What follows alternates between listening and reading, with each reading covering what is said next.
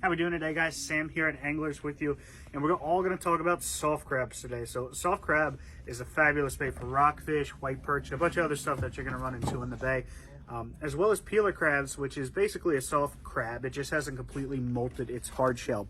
So if you come in and take a look here, we have the soft crab, which is a nice supple crab that you can cut into and a lot of people eat because they're delicious.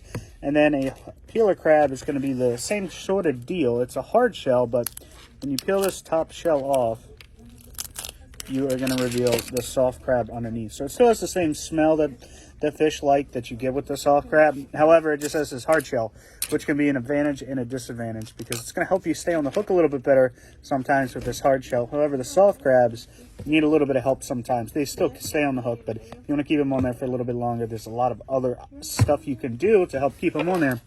So probably the most popular would be some small rubber bands. Those are great at helping those crabs stay on the hook. And then spawn nets are another good option here. It's a small net that you can just put the bait in, put the hook basically in both of those, or at least just the spawn net. And then a lot of people will even choose magic thread over here.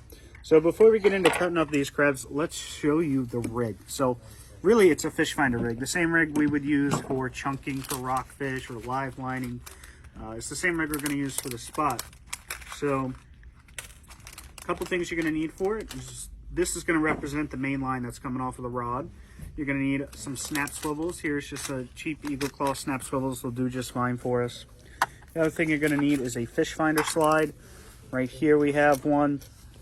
And then you're going to need some hooks and some leader coming off of those hooks. These ones here are just a 5/0 Eagle Claw pre-snelled hooks. Anywhere from a 5/0 to 7/0, which you're going to see most folks using for soft crab. Kind of depending on the hook company, what size. But with the Eagle Claw, the 5/0 is a pretty good size for them. Now, we don't want to use quite as big of a hook as we use for live lining sometimes, but something similar. So to rig this is pretty simple. So this is a little fish finder slide. However, this is one of my favorites because you can remove it or add it. So a lot of times we don't need to add any weight to it. So if you're fishing in an area where there's not much current, a lot of times we're not trying to pin the soft crab on bottom. We're more or less just trying to suspend it around the structure we're fishing. So whether it be the bridge, the lighthouse, a lot of times we can get away with no weight. So I like having that slide that I'm able to pop off of there if I don't need the weight. So here I'm just doing a uni knot, but you could do an improved clinch knot, polymer knot, whatever knot you're most comfortable with. Cinch that down, trim that up, and then we have some circle hooks here.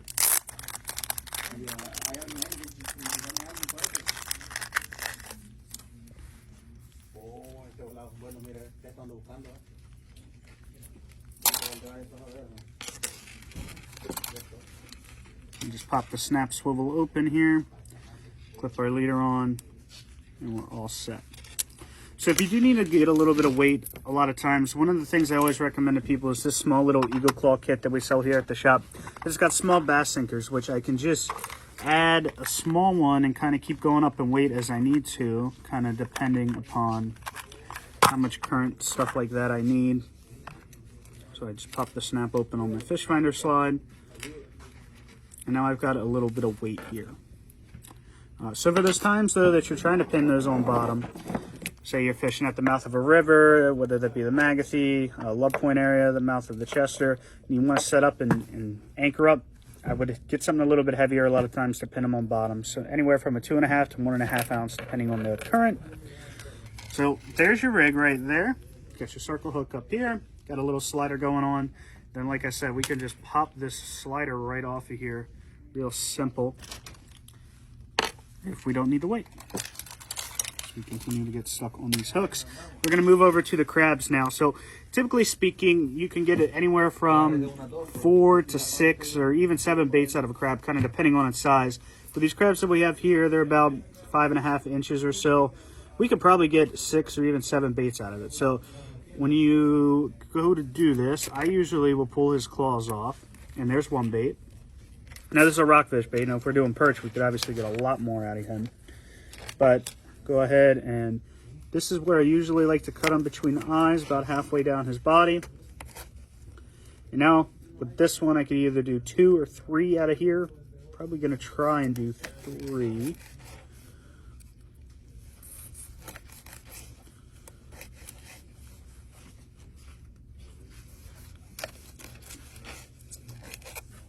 That side will do about 2 on. So usually anywhere from, I'd say, a 1/2 inch to an 1.5 inch size body of the crab, and then 2 claws make a really good bait as well. So a small crab like this one was, a 5-inch crab, we got quite a few baits out of. So when it comes to rigging it, the traditional sense would just be to take your circle hook, go up through the center of him, go through the roof, try and at least get a little bit more hook on there, and that'll work.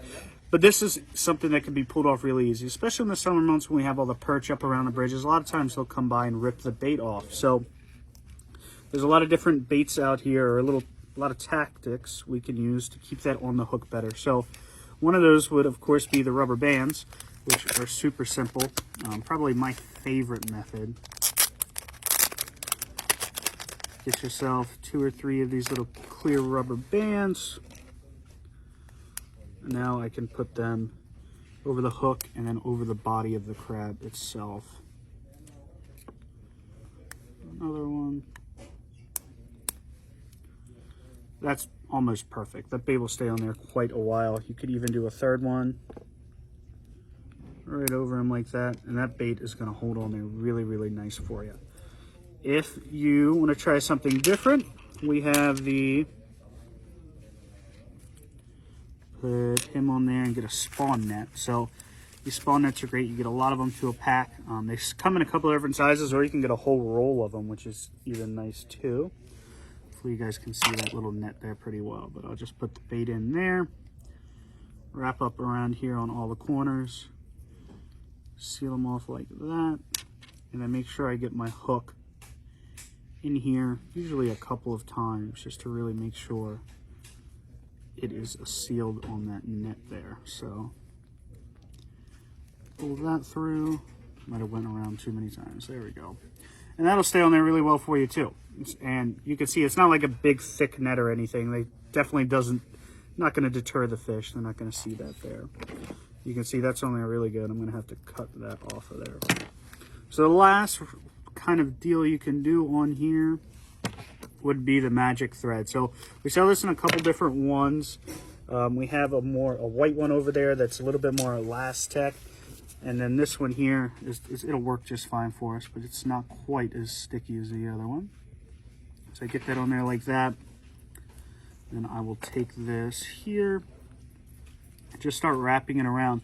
One thing I always want to make sure though is that my hook point is exposed with the bait. So that's one key to have there.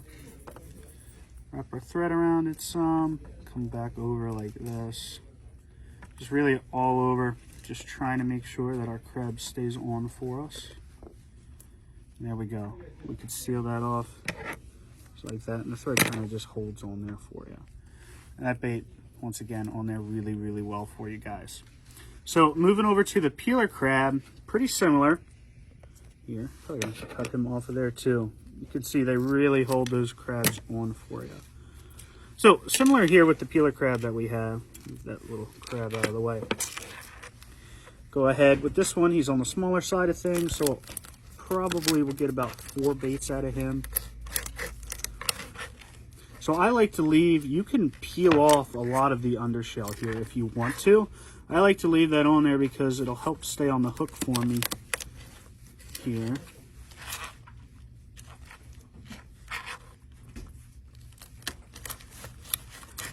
There we go. I got 4 clumps of crab I can put on the hook. But with that hard shell underneath, I can poke through that there. And that really, you can hear that. I mean, it's a hard shell crab, so it's going to help you stay on the hook there.